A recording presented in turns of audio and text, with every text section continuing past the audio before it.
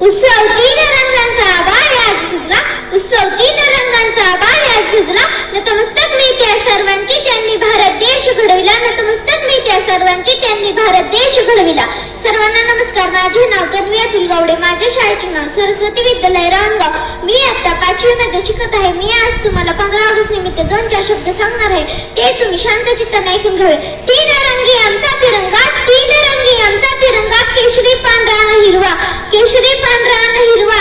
नवी फडकत गातो नित्य पराक्रमाची गाथा, नवी फडकत गातो नित्य पराक्रमाची गाथा.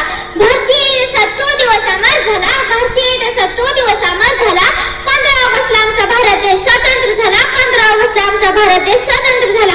ना जातीसाठी लढले, ना धर्मासाठी लढले, ना जातीसाठी लढले, ना धर्मासाठी लढले. शूरवीर फक्त भारत देशासाठी लढले, शूरवीर फक्त भारत देशासाठी लढले.